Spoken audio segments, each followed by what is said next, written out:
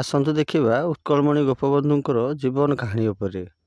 ଉତ୍କଳମଣିଙ୍କର ଜୀବନର ଗୀତ ହେଲା ମିଶୁ ମୋର ଦେହ ଏ ଦେଶ ମାଟିରେ, ଦେଶବାସୀ ଚାଲି ଯାଆନ୍ତୁ ପିଠିରେ, ଦେଶର ସ୍ୱରାଜ୍ୟ ପଥେ ଯେତେ ଗାଢ଼, ପୋଡ଼ୁ ତହିଁ ପୋଡ଼ି ମୋର ମାଂସହର। ଏହା ତାଙ୍କର ଜୀବନ ଶୈଳୀ ଥିଲା। ଉତ୍କଳମଣି ଗୋପବନ୍ଧୁ ଦାସ କାହାର ବନ୍ଧୁ ଥିଲେ? ପୁଣି ଥରେ, ଉତ୍କଳମଣି ଗୋପବନ୍ଧୁ ଦାସ କାହାର ବନ୍ଧୁ ଥିଲେ?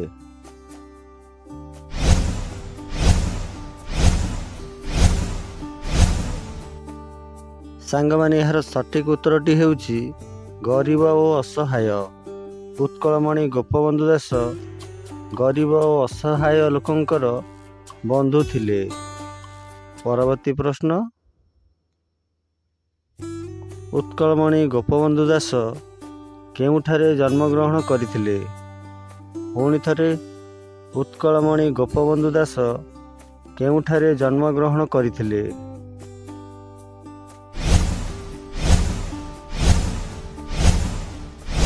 ସାଙ୍ଗମାନେ, ଏହାର ସଠିକ୍ ଉତ୍ତରଟି ହେଉଛି ପୁରୀ ଜିଲ୍ଲା ସାକ୍ଷୀଗୋପାଳ ନିକଟସ୍ଥ ସୁଆଣ୍ଡ ଗ୍ରାମରେ। ଉତ୍କଳମଣି ଗୋପବନ୍ଧୁ ଦାସ ପୁରୀ ଜିଲ୍ଲା ସାକ୍ଷୀଗୋପାଳ ନିକଟସ୍ଥ ସୁଆଣ୍ଡ ଗ୍ରାମରେ ଜନ୍ମଗ୍ରହଣ କରିଥିଲେ। ପରବର୍ତ୍ତୀ ପ୍ରଶ୍ନ, ଉତ୍କଳମଣି ଗୋପବନ୍ଧୁ ଦାସ କେଉଁ ମସିହାରେ ଜନ୍ମଗ୍ରହଣ କରିଥିଲେ? ପୁଣି ଥରେ, ଉତ୍କଳମଣି ଗୋପବନ୍ଧୁ ଦାସ କେଉଁ ମସିହାରେ ଜନ୍ମଗ୍ରହଣ କରିଥିଲେ?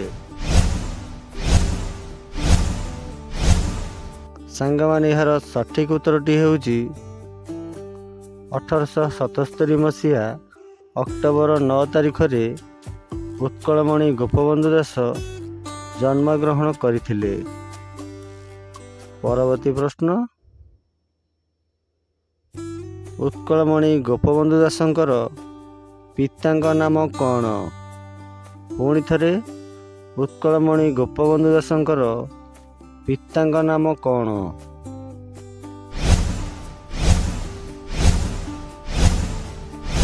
ସାଙ୍ଗମାନେ, ଏହାର ସଠିକ୍ ଉତ୍ତରଟି ହେଉଛି ଦୈତାରୀ ଦାସ। ଉତ୍କଳମଣି ଗୋପବନ୍ଧୁ ଦାସଙ୍କର ପିତାଙ୍କ ନାମ ଦୈତାରୀ ଦାସ। ପରବର୍ତ୍ତୀ ପ୍ରଶ୍ନ, ଉତ୍କଳମଣି ଗୋପବନ୍ଧୁ ଦାସଙ୍କର ମାତାଙ୍କ ନାମ କ'ଣ? ପୁଣି ଥରେ, ଉତ୍କଳମଣି ଗୋପବନ୍ଧୁ ଦାସଙ୍କର ମାତାଙ୍କ ନାମ କ'ଣ?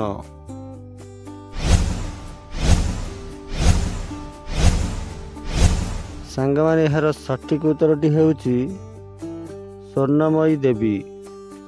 ଉତ୍କଳମଣି ଗୋପବନ୍ଧୁ ଦାସଙ୍କର ମାତାଙ୍କ ନାମ ସ୍ୱର୍ଣ୍ଣମୟୀ ଦେବୀ। ପରବର୍ତ୍ତୀ ପ୍ରଶ୍ନ, ଉତ୍କଳମଣି ଗୋପବନ୍ଧୁ ଦାସ କେଉଁ ପରିବାରରେ ଜନ୍ମଗ୍ରହଣ କରିଥିଲେ? ପୁଣି ଥରେ, ଉତ୍କଳମଣି ଗୋପବନ୍ଧୁ ଦାସ କେଉଁ ପରିବାରରେ ଜନ୍ମଗ୍ରହଣ କରିଥିଲେ?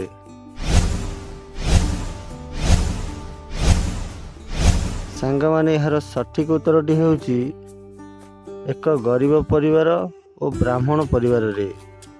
ଉତ୍କଳମଣି ଗୋପବନ୍ଧୁ ଦାସ ଗରିବ ଓ ବ୍ରାହ୍ମଣ ପରିବାରରେ ଜନ୍ମଗ୍ରହଣ କରିଥିଲେ। ପରବର୍ତ୍ତୀ ପ୍ରଶ୍ନ,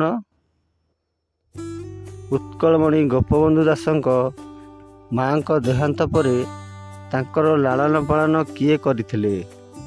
ପୁଣି ଥରେ, ଉତ୍କଳମଣି ଗୋପବନ୍ଧୁ ଦାସଙ୍କ ମାଙ୍କ ଦେହାନ୍ତ ପରେ ତାଙ୍କର ଲାଳନ ପାଳନ କିଏ କରିଥିଲେ?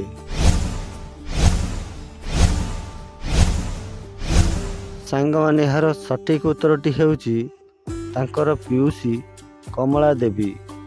ଉତ୍କଳମଣି ଗୋପବନ୍ଧୁ ଦାସଙ୍କ ମାଙ୍କ ଦେହାନ୍ତ ପରେ ତାଙ୍କର ପିଉସୀ କମଳା ଦେବୀ ତାଙ୍କର ଲାଳନ ପାଳନ କରିଥିଲେ। ପରବର୍ତ୍ତୀ ପ୍ରଶ୍ନ, ଉତ୍କଳମଣି ଗୋପବନ୍ଧୁ ଦାସ କେତେ ବୟସରୁ ବିବାହ କରିଥିଲେ ଓ କାହାକୁ କରିଥିଲେ? ପୁଣି ଥରେ, ଉତ୍କଳମଣି ଗୋପବନ୍ଧୁ ଦାସ କେତେ ବୟସରୁ ବିବାହ କରିଥିଲେ ଓ କାହାକୁ କରିଥିଲେ?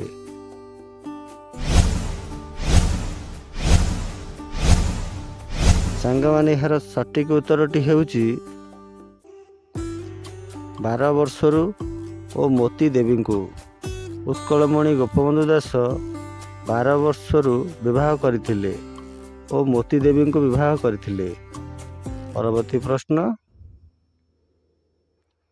ଉତ୍କଳମଣି ଗୋପବନ୍ଧୁ ଦାସଙ୍କର କେତେ ମସିହାରେ ଦେହାନ୍ତ ହୋଇଥିଲା?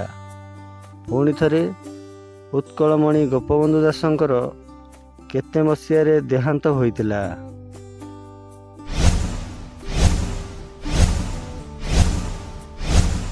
ସାଙ୍ଗମାନେ ଏହାର ସଠିକ୍ ଉତ୍ତରଟି ହେଉଛି 1928 ମସିହା। ଉତ୍କଳମଣି ଗୋପବନ୍ଧୁ ଦାସଙ୍କର 1928 ମସିହାରେ ଦେହାନ୍ତ ହୋଇଥିଲା। ଧନ୍ୟବାଦ। ଭିଡ଼ିଓଟି ଭଲ ଲାଗିଲେ କମେଣ୍ଟ କରି ନିଶ୍ଚୟ ଜଣାଇବେ। ହଁ, ଚ୍ୟାନେଲକୁ ସବସ୍କ୍ରାଇବ୍ କରିବାକୁ ଜମାରୁ ବି ଭୁଲିବେନି। ରହୁଛି, ଦେଖା ହେବ ନେକ୍ସଟ ଭିଡ଼ିଓରେ। ଜୟ ଜଗନ୍ନାଥ।